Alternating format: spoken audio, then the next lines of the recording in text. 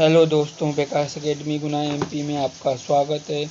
मैं विकास रघुवंशी। आज हम आपके लिए जो हमारी सीपीसीटी एग्ज़ाम 2021 की सीरीज चल रही है उसमें हम आपको आगे का क्वेश्चन पेपर लेके आए जिसका हम सॉल्यूशन करेंगे। अगर आप हमारे यूट्यूब चैनल पर नए हैं, अगर आपने हमारे चैनल को सब्सक्राइब नहीं किया है, चैनल को सब्सक्राइब कर लेना और बेल आइकन के बटन को दबाना, जिससे आपको आगे आने वाली सभी वीडियो के अपडेट्स मिलते रहें।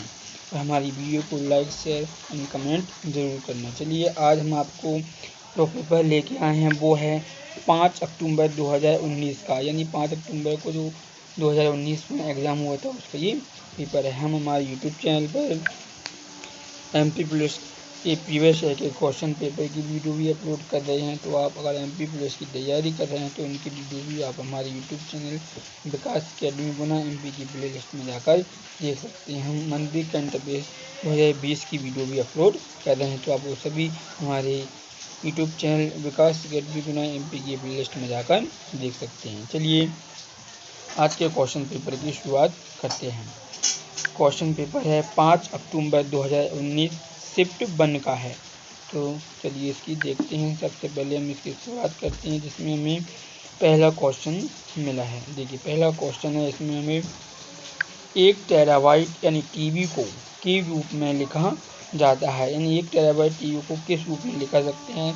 तो इसका राइट आंसर है 2 की पावर 40, यानी कि 2 की घात 40 के रूप में भी लिख सकते हैं।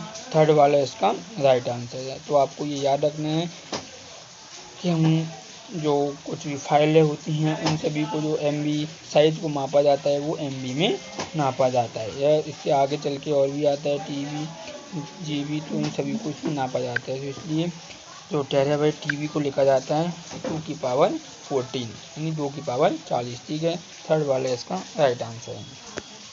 चलिए नेक्स्ट देखते हैं। इसमें हमें नेक्स्ट क्वेश्चन मिला है, ब्लैंक्स एक ऐसी स्थिति है जब कंप्यूटर CD राइटर को तेजी से डेटा की आपूर्ति नहीं करता है। तो वह कौन सी स्थिति होती है, इसमें ये पूछा है।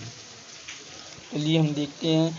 वह इसका राइट आंसर है बफर अनरन, यानी कि बफर अनरन जो स्थिति बनती है उसमें जो कंप्यूटर होता है वो CD राइट को तेजी से डेटा की आपूर्ति नहीं कर पाता है। ठीक है, तो इसका जो राइट आंसर है वो बफर अनरन है, सेकंड वाला इसका राइट आंसर है। तो आपको ये याद रखना है।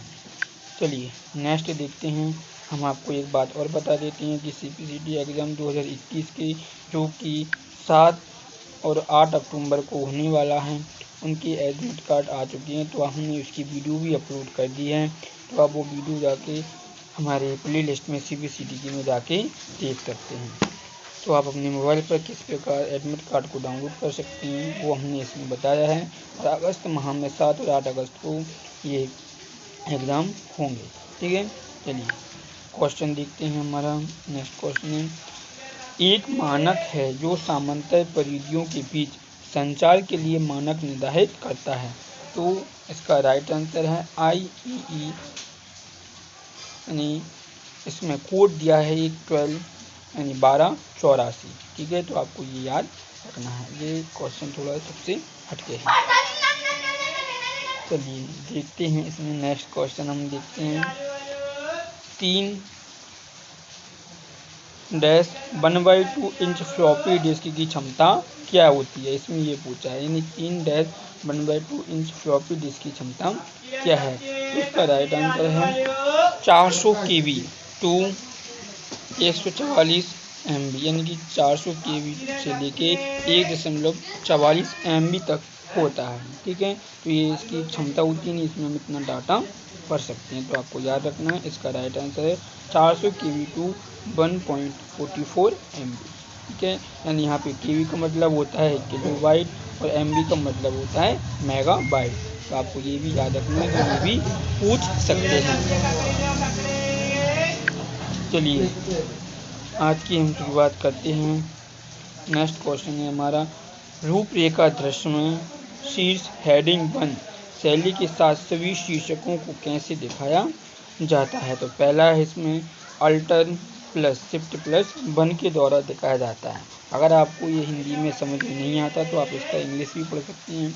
इंग्लिश का है, in an outline view how to show all the heading with the heading 1 style, यानी कि जो हम फ़ॉन्ट में स्टाइल डालते हैं उससे संबंधित ये क्वेश्चन है। तो इसका राइट आंसर फर्स्ट वाला है अल्टर प्लस शिफ्ट प्लस 1। तो आपको ये याद रखना है। चलिए नेक्स्ट क्वेश्चन पे चलते हैं। हमारा नेक्स्ट क्वेश्चन है, यदि MS एक्सेल वर्कशीट को पावर पॉइंट प्रस्तुति में जोड़ा जाना है तो निम्न में से किस कमांड का उपयोग किया जाना चाहिए। तो इसमें ये पूछा है, इसमें राइट आंसर है पेस्ट स्पेशल कमांड का उपयोग कर सकते हैं, जिसके द्वारा हम जो MS एक्सेल की वर्कशीट होती है उसे पावर पॉइंट में जोड़ सकते हैं। ठीक है, देखिए नेक्स्ट क्वेश्चन देखते हैं। हमारा नेक्स्ट क्वेश्चन है जो 7वां है।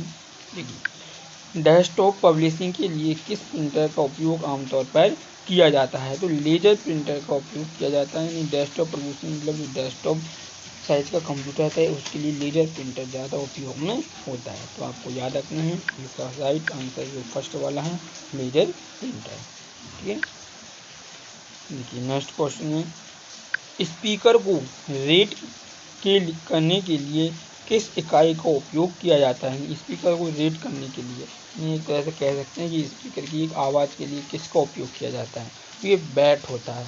ठीक है, तो आपको याद रखना है कि स्पीकर की रेट करने के लिए बैट का उपयोग किया जाता है। तो इसका जो राइट आंसर वो फर्स्ट वाला इसका राइट आंसर है, आपको याद रखना है। ठीक है, देखिए नेक्स्ट क्वेश्चन है 9वां। मेमोरी कार्ड रीडर एक उपकरण है जिसका उपयोग स्मार्ट कार्ड के साथ खालिस्तान के लिए किया जाता है, यानी किसके लिए किया जाता है। जो मेमोरी कार्ड होता है तो उसका राइट आंसर है संचार यानी कम्युनिकेशन के लिए इसका उपयोग किया जाता है, जिसमें हम मेमोरी कार्ड के द्वारा जो फाइलें होती हैं उनको ट्रांसफ़र एक जगह से दूसरी जगह भी कर सकते हैं। ठीक है, तो आपको याद रखना है इस क्वेश्चन का राइट आंसर सेकेंड वाला है संचार यानी कम्युनिकेशन। ठीक है, देखिए नेक्स्ट क्वेश्चन देखते हैं। इसमें हम कैमरा फ़ोन और कुछ हाई एंड स्टैंडअलोन डिजिटल कैमरे छवियों को साझा करने के लिए निम्नलिखित में से किस नेटवर्क का उपयोग कर सकते हैं। तो सेलुलर नेटवर्क का उपयोग करते हैं।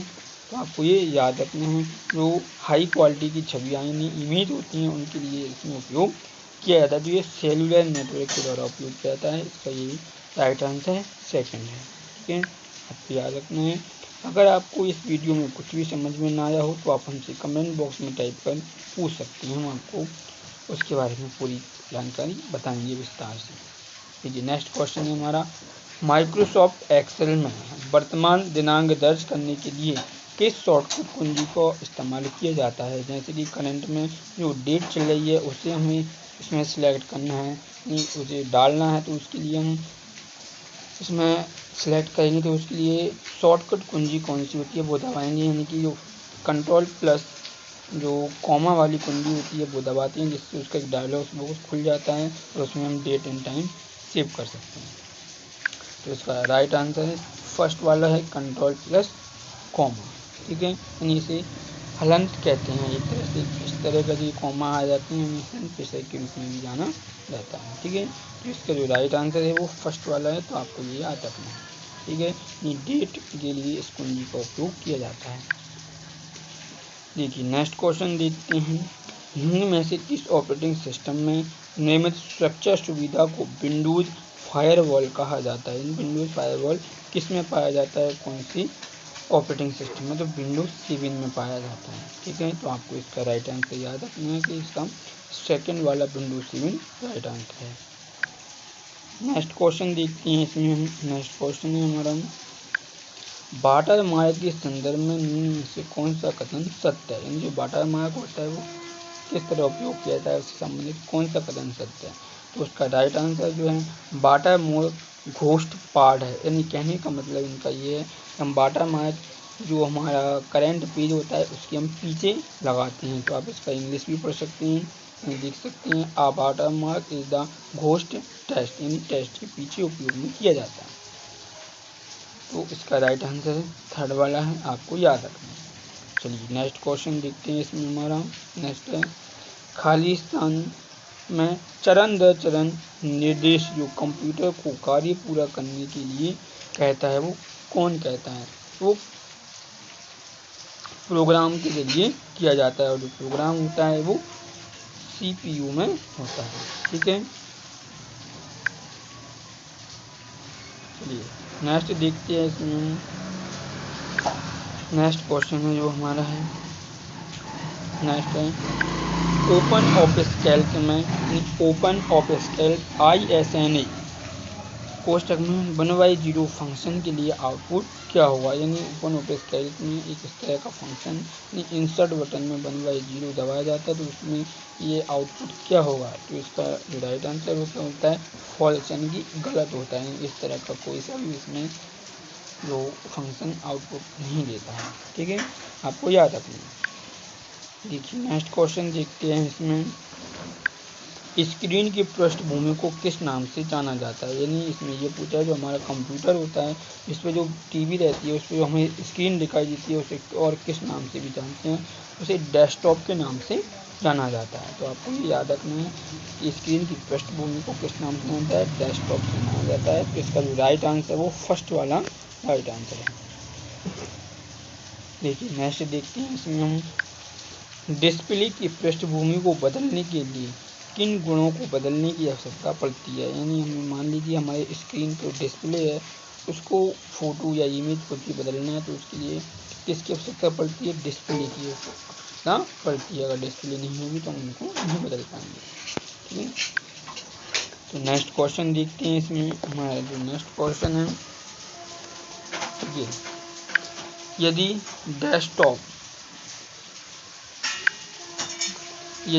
डेस्कटॉप वॉलपेपर का आकार यानी रेजुलेशन 800x600 है तो 800 क्या दर्शाता है। इसमें ये पूछा है कि क्या दर्शाता है, ये इसमें लंबाई चौड़ाई को कैसे दर्शाया जाता है।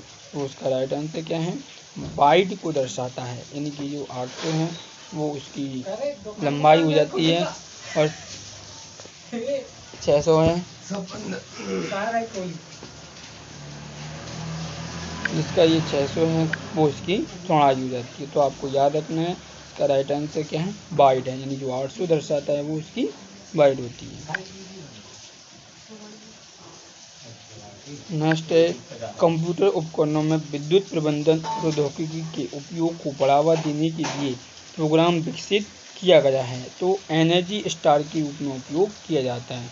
तो आपको ये याद रखना है। ठीक है, कंप्यूटर उपकरणों में विद्युत प्रबंधन प्रौद्योगिकी को उपयोग को बढ़ावा देने के लिए प्रोग्राम को जो विकसित किया गया है उसे एनर्जी स्टार के नाम से जाना जाता है। तो इसका सेकंड वाला राइट आंसर है, तो आपको याद रखना है।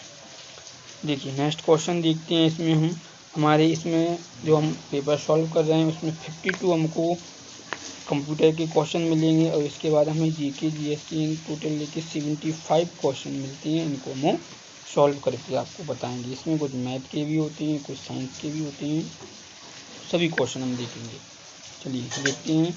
कंप्यूटर सिस्टम स्थापित करने के लिए अनिवार्य घटक कौन सा नहीं है। हम कंप्यूटर सिस्टम चलाना है, जोड़ना है तो उसमें किसकी उपयोग नहीं किया जा सकता, यानी कोई ज़रूरत नहीं है उसकी, अनिवार्य नहीं है। कौन सा, तो एप्लीकेशन सॉफ्टवेयर होता है। यानी जो कंप्यूटर में एक अंदर पाया जाता है, अगर एप्लीकेशन सॉफ्टवेयर नहीं है हमारे में तो हम फिर भी उसको चला सकते हैं। ठीक है, जैसे हम उसमें टाइपिंग कर सकते हैं, उसमें मूवी ये सब कुछ देख सकते हैं, लेकिन उसके जो और बेसिक प्रोग्राम होते हैं उनको हम नहीं चला पाएंगे, लेकिन एप्लीकेशन सॉफ्टवेयर के द्वारा नहीं, नॉर्मली हम उस पर काम कर सकते हैं। ठीक है, तो जो इसका राइट आंसर है वो एप्लीकेशन सॉफ्टवेयर है, तो आपको याद रखना है।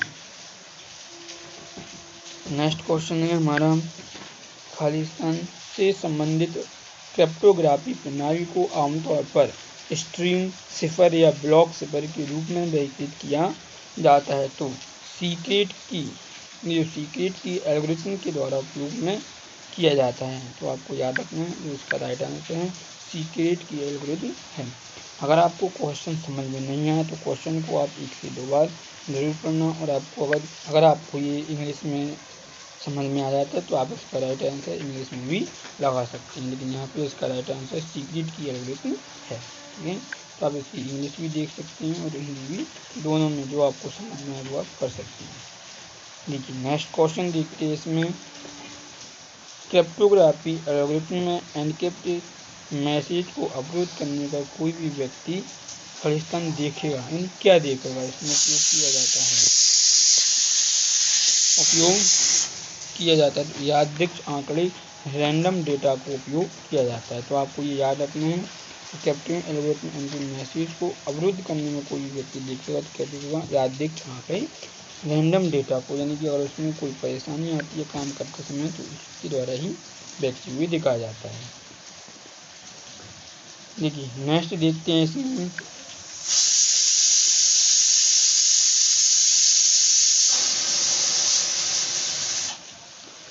ट्रिपल DES क्या आती है। ट्रिपल DES सिस्टम एकल DES सिस्टम से होती हैं, क्या होते हैं, ज़्यादा धीमे होते हैं। ट्रिपल DES सिस्टम होते हैं वो अच्छे तरीके से कार्य करते हैं, लेकिन जो एकल DES सिस्टम होते हैं वो अच्छी तरीके से कार्य नहीं कर पाती हैं, इसलिए उसको क्या कहा जाए, ज़्यादा धीमा कहा जाता है। ठीक है, तो आपको याद रखना है ये।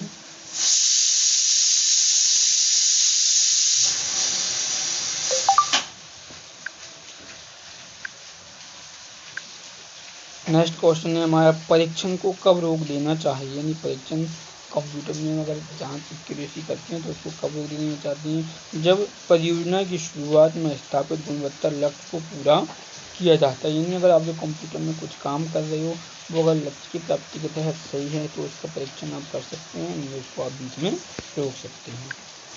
चलिए नेक्स्ट क्वेश्चन देखते हैं। इसमें परीक्षण प्रक्रिया है क्या है, इसमें ये पूछा है। परीक्षण केस का एक संग्रह है, इसमें ये बताया गया। तो आप इसको और इंग्लिश में बोल सकते हो, कलेक्शन ऑफ,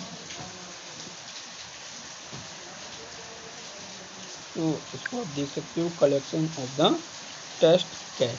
ठीक, और नीचे देखते हैं नेक्स्ट क्वेश्चन में हमारा, देखिए bit Torrent file, bit Torrent file का फॉर्मेट होता है, क्या होता है, यानी इसमें पूछा है जो बिट टोरेंट फाइल होती है उसका फाइल फॉर्मेट क्या होता है, डॉट टोरेंट होता है, जैसे डॉक्यूमेंट का .doc होता है, इस प्रकार बिट टोरेंट फाइल का होता है। ठीक है, नेक्स्ट देखते हैं। इसमें DRV फाइल फॉर्मेट किस फाइल का होता है, ये सिस्टम का उपयोग होता है। DRV फाइल फॉर्मेट किस फाइल का होता है, सिस्टम फाइल का हो जाता है, यानी हमको जो DRV फाइल फॉर्मेट करती है तो उसको सिस्टम के द्वारा ही किया जाता है। नेक्स्ट देखते हैं, ईमेल पते में कितने भाग होते हैं, विशेष प्रत्येक एट द रेट से आगे अगले किए हुए, अलग किए हुए, यानी इसमें ये पूछा है कि जो ईमेल होता है उसमें कितने भाग होते हैं, और जो एट द रेट से अलग किया हुआ भाग होता है उसके बाद और ज़्यादातर कितने होते हैं, तो 2 भाग होते हैं, एक एट द रेट के पहले और एक एट द रेट के बाद। ठीक है, तो आपको याद रखना है, अगर ऐसा क्वेश्चन आता है तो हमको उसमें 2 भाग लगाने हैं। ठीक है, देखिए नेक्स्ट क्वेश्चन है। इसमें एक सिग्नल प्रतिरूप का रूपांतरण है जो समय में अलग डिस्क्रीट है लेकिन मान में निरंतर है। एक सिग्नल में जो मूल्य अलग डिस्क्रीट है उसका टोटलाइजेशन क्रमात्मक करने के द्वारा इसका उपयोग किया जाता है, तो आपको ये याद रखना है। ठीक है, नेक्स्ट देखते हैं, क्लास C नेटवर्क के लिए प्राकृतिक मास्क क्या है, यानी एक तरह से ये कोड बनाया जाता है, जो कोड है वो 255.255.255.0 होता है, तो आपको याद रखना है। ठीक है, क्लास C के लिए। नेक्स्ट है MS वर्ड 2016 में इंसर्ट रिबन मेन्यू पर क्या नहीं है, यानी जो MS वर्ड 2016 बनाया गया है उसमें जो इंसर्ट रिबन होता है, मेन्यू होता है, उसमें क्या नहीं है, शब्दकोश यानी की सोर्स जो टैब रहता है, मेन्यू रहता है, वो इसमें नहीं है, तो आपको याद रखना है। MS 2016 में जो बनाया गया है उसमें परिवर्तन किया गया है। नेक्स्ट क्वेश्चन देखते हैं। इसमें हम इंडेंट मार्कर पर पैराग्राफ की दूसरी और बाद की पंक्तियों की शुरुआत करता है तो हैंगिंग इंडेंट के द्वारा किया जाता है, यानी हमारे कंप्यूटर में जो हम MS वर्ड चलाते हैं उसमें इंडेंट पाई जाती हैं बाएं दाएं हैंगिंग और मध्य बीच में, यानी हम जो टेक्स्ट होता है जो लिखते हैं उसको हम दाएं बाएं लेफ्ट राइट इस तरह हम कर सकते हैं, बीच में भी रख सकते हैं। तो उसमें जो इंडेंट मांगा गया पैराग्राफ की दूसरी शब्द की पंक्तियों की शुरुआत करने के लिए हैंगिंग इंडेंट का उपयोग किया जाता है। तो इसका राइट आंसर हैंगिंग इंडेंट है।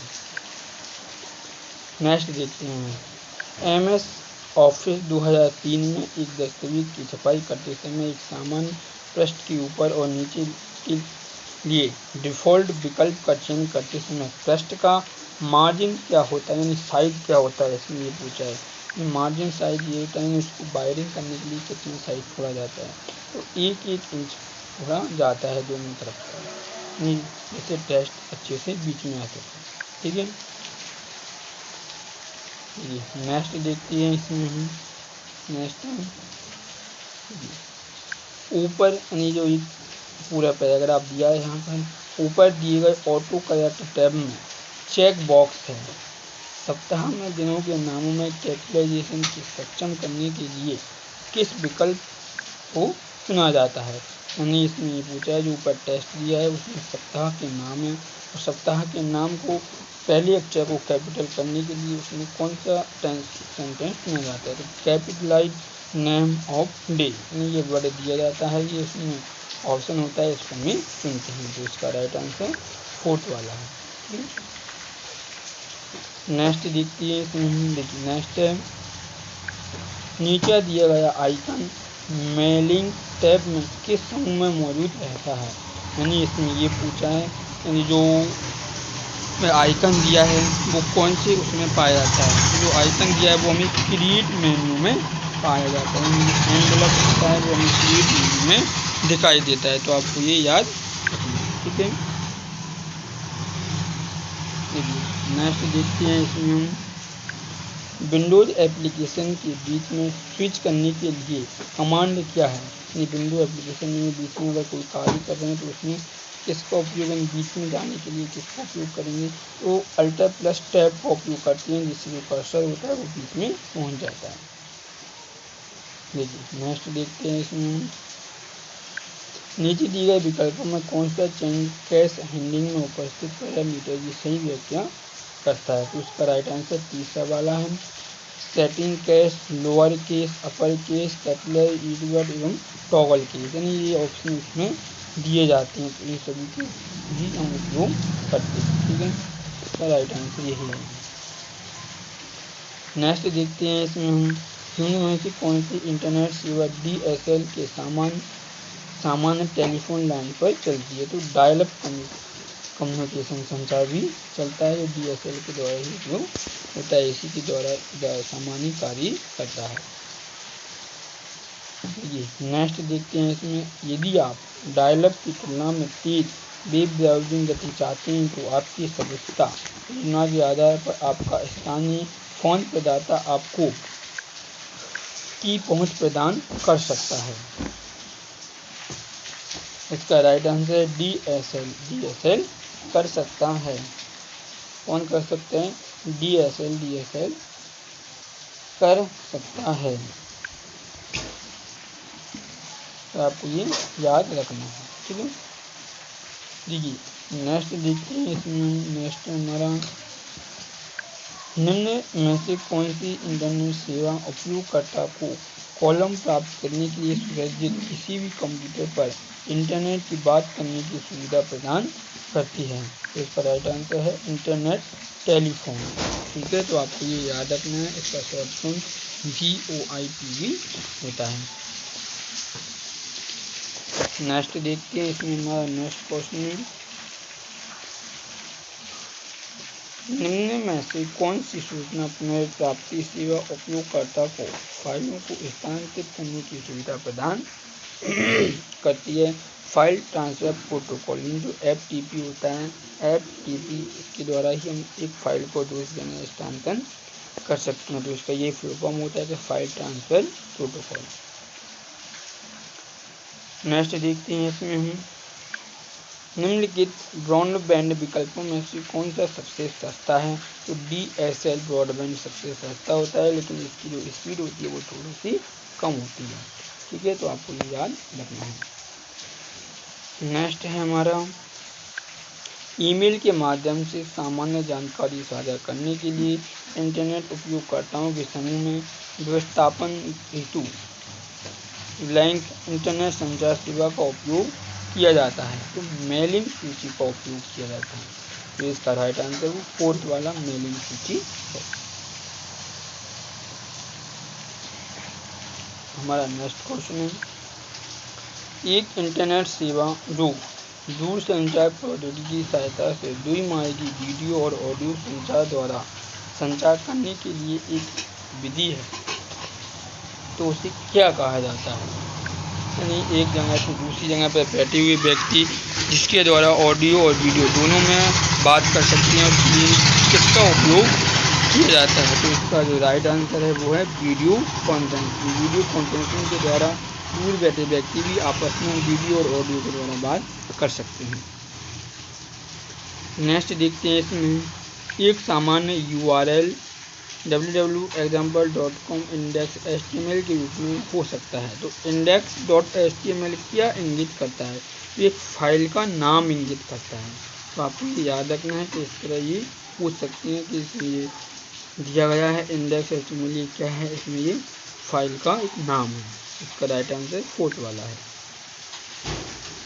नेक्स्ट देखते हैं, इसमें डेटाग्राम नेटवर्क एक प्रकार है, ये कौन से प्रकार है, तो पैकेट स्विचिंग संचार नेटवर्क है। इसके द्वारा डेटाग्राम नेटवर्क में छोटे छोटे पैकेट्सों के रूप में सूचनाएं एक जगह से दूसरी जगह जाती हैं। तो आपको ये याद रखना है। नेक्स्ट इसका राइट आंसर है, उस सोशल मीडिया की पहचान करें जो ZOHO जोहो मेल को लिंक नहीं कर सकता है। तो ये फिलर होता है, जो जोहो मेल को लिंक नहीं कर सकता है। तो आपको ये याद रखना है, सोशल मीडिया में पाया जाता है।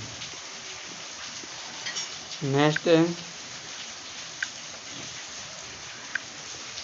MS ऑफिस एप्लीकेशन में जो पंक्तियों और कॉलम व्यवस्थित डेटा का उपयोग करता है वह कहलाता है, क्या कहलाता है, MS एक्सेल कहलाता है। तो आपको ये याद रखना है, जिसमें डेटा कॉलम और पंक्तियों दोनों के रूप में पाया जाता है। इस तरह से ये पाया जाता है, ठीक है। इसमें कॉलम भी हो जाता है और पंक्तियाँ भी हो जाती हैं। तो आपको ये याद रखना है, ठीक है।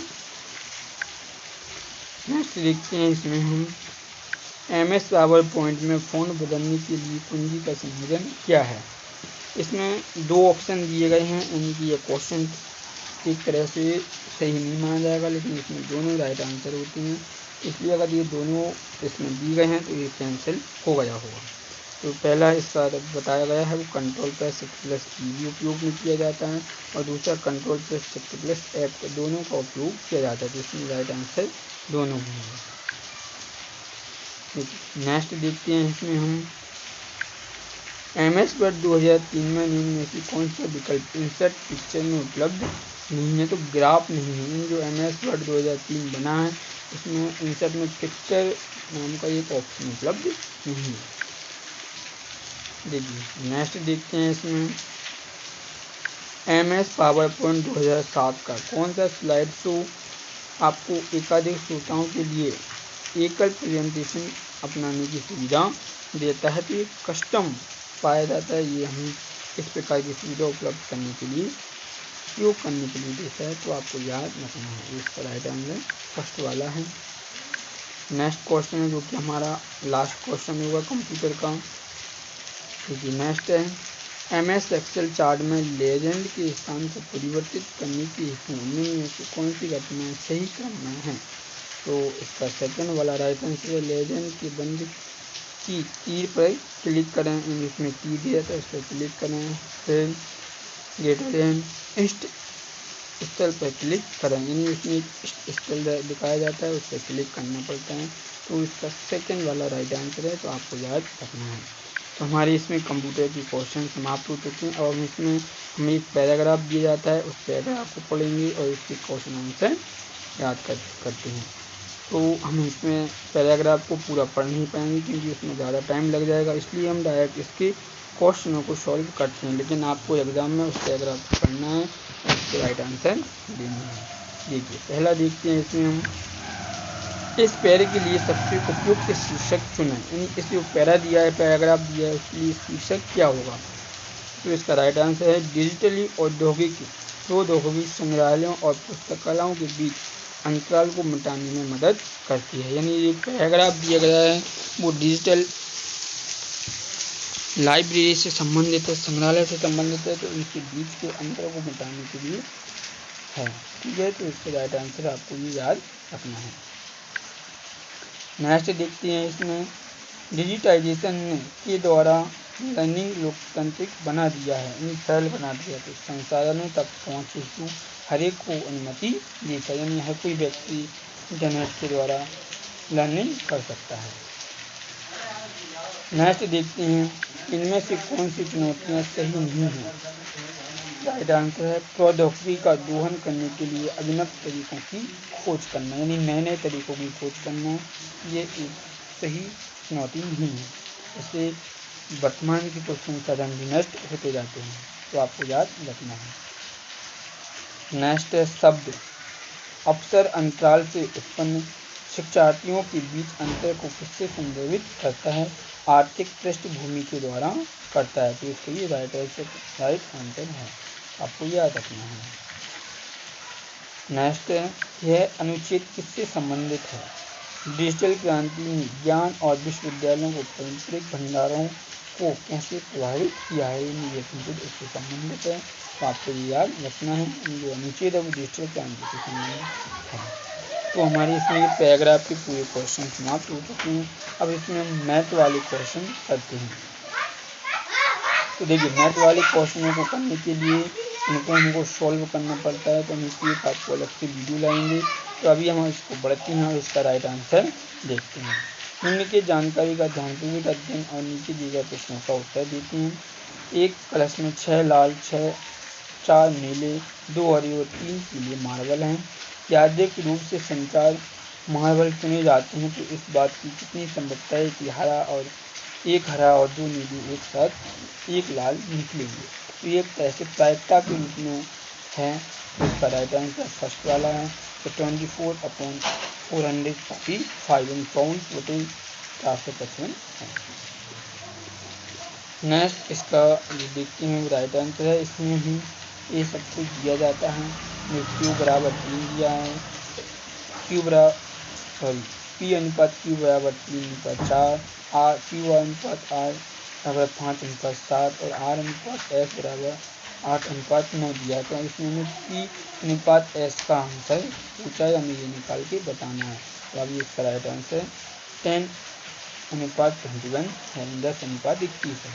ठीक है जी। नेक्स्ट देखते हैं, इसमें एक समीकरण दिया है। इस समीकरण को हमको हल करना है। हल करने के बाद इसमें x और y के मान निकालना है, यानी इसमें ये बताना है कि x y से बड़ा है या छोटा है।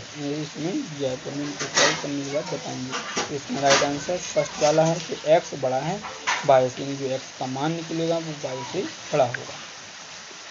नेक्स्ट देखते हैं, इसमें हमें उत्तर की ओर मुँह करते हुए पंक्ति में बैठे हुए 7 लड़कों की औसत आयु 26 वर्ष है। यदि पहले 3 लड़कों की औसत आयु 19 वर्ष है, तो आखिरी के 3 लड़कों की औसत आयु 32 है। तो दोनों पंक्तियों के बीच में बैठे लड़कों की आयु होगी, तो हमको इसको सॉल्व करेंगे।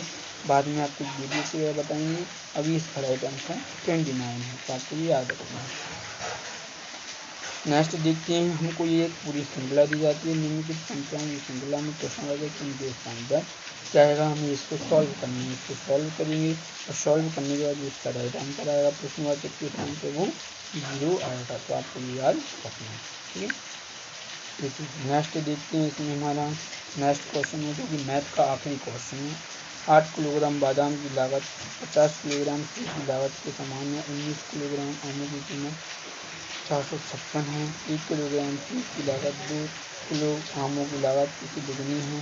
तो 3 किलोग्राम बादाम और 4 किलोग्राम सेब की लागत मिलाकर कुल लागत क्या होगी? तो हमें इसका सॉल्व करना है, राइट आंसर निकालना है। तो अभी इसका राइट आंसर थर्ड वाला है, आपको ये याद रखना है। हमारे ये मैथ के क्वेश्चन समाप्त हो चुके हैं। अब हम रीजनिंग के क्वेश्चन करते हैं, फिर इसके बाद हमारे पास जीके के क्वेश्चन आएंगे। देखिए, रीजनिंग के क्वेश्चन हमको इसमें दिया गया है। देखिए देखते हैं इसमें हमारे पास पहला है, इन प्रश्नोत्तरों को ध्यान से देने के लिए पद और अक्षर संख्या प्रत्येकों की निम्नलिखित श्रृंखला का प्रयोग करो और प्रत्येक 2 अंक की संख्या कोष्ठ में दी गई एक संख्या का मान जानिए। तो हमें ये पूरे एक श्रृंखला दी गई है। निम्नलिखित संख्या में प्रश्नवाचक चिन्ह के स्थान पर कौन सा पद समूह आएगा। इस श्रृंखला से ये नीचे एक कोड बना हुआ है, तो इस कोड में जो प्रश्नवाचक के स्थान पर कौन सा आएगा तो निकालना है। तो इसका राइट आंसर फर्स्ट वाला है, R13 यानी R13 है। लेकिन नेक्स्ट देखते हैं इसमें इसी प्रकार हमें यहाँ पे दिया गया है उपरोक्त व्यवस्था में नीचे तरीके में समूह और एक समूह का वर्णन करते हैं, निम्नलिखित में से कौन सा समूह संबंधित नहीं है। यानी इसमें एक अलग जो इसमें समूह नहीं बनता है इस श्रृंखला में वो वाला पूछा है। तो थर्ड वाला इसका राइट आंसर है DLDE बराबर इक्वल, यानी ये कहीं नहीं बनता है इस श्रृंखला में। ठीक है, देखिए नेक्स्ट देखते हैं, यदि सभी शब्दों को एक शब्द को अनुक्रम में वर्णक्रम में व्यवस्थित किया जाता है, निम्नलिखित में से तीसरे स्थान पर कौन सा शब्द आएगा। इन सभी को हमको जो ABCD की क्रम होता है उसमें जमाना होता है और उसमें जमाने पर तीसरे क्रम में कौन सा शब्द आएगा वो पूछा। तो उसका फर्स्ट वाला राइट आंसर है, आपको याद रखना है। चलिए नेक्स्ट क्वेश्चन देखते हैं। इसमें हम नेक्स्ट है, यदि सभी शब्दों को एक शब्द को अनुक्रम में व्यवस्थित किया जाता है तो दूसरे स्थान पर कौन सा आएगा। बिल्कुल पहले जैसा ही है, तो इसका राइट आंसर सेकंड वाला है, तो आपको ये याद रखना है। नेक्स्ट देखते हैं, इसमें हम उस विकल्प का चयन करें जो तीसरे शब्द से उसी तरह संबंधित है दूसरा शब्द पहले शब्द से संबंधित है। तो आंधी और तूफान संबंधित है, तो पतले के दुबले से संबंधित, इन दोनों सेम है। तो इसी प्रकार यहाँ पे हमें सेम वर्ड वाला देखना पड़ता है, आंधी तूफान और पतले दुबले एक ही समान दोनों हैं। ठीक है, देखिए नेक्स्ट क्वेश्चन देखते हैं। इसमें हम उक्त विकल्प का चयन करें जो कि तीसरी संख्या से उसी तरह संबंधित है जिस तरह की दूसरी संख्या से संबंधित है। वो संख्या दी गई है और इनमें संबंध बनता है, जो फर्स्ट है वो दूसरी संबंधित है, तो थर्ड फोर्थ से होगी। तो इसका अभी राइट आंसर कौन सा है, थर्ड वाला है 15। तो आपको याद रखना है। हमारी ये रीजनिंग के क्वेश्चन समाप्त होते हैं, वहीं इसके जनरल अवेयरनेस GK के क्वेश्चन को करेंगे। ठीक है, देखिए पहला इसमें है, किस तिथि को मधुमेह दिवस के रूप में मनाया जाता है। मधुमेह दिवस मनाया जाता है तो 14 नवंबर को मनाया जाता है। ठीक है, तो आपको ये याद रखना है।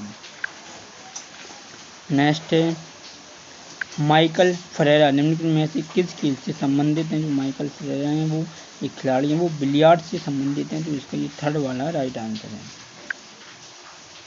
नेक्स्ट देखते हैं, लंदन में विश्व बैडमिंटन चैंपियनशिप 2011 में कांस्य पदक जीतने के कारण पहले भारतीय युगल शामिल थे, वो कौन थे। ये युगल कौन था, तो ज्वाला गुट्टा और अश्विनी पोनप्पा ये दोनों थे। तो इन्होंने 2011 में बैडमिंटन चैंपियनशिप जीती थी लंदन में। नेक्स्ट देखते हैं, इसमें हम गिर के जंगलों में शेरों के लिए प्रसिद्ध हैं, भी इसमें स्थित हैं।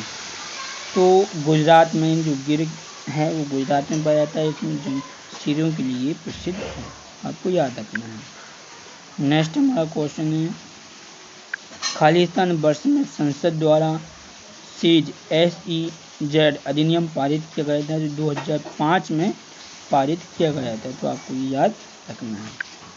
नेक्स्ट देखते हैं, इसमें हम जो हमारा आखिरी क्वेश्चन होगा पेपर का, निम्न में से कौन सा रविंद्रनाथ टैगोर का नाम नहीं है। तो कपल कुंडला इनका नाम नहीं है। ठीक है, तो आपको ये याद रखना है, सेकंड वाला इसका राइट आंसर है।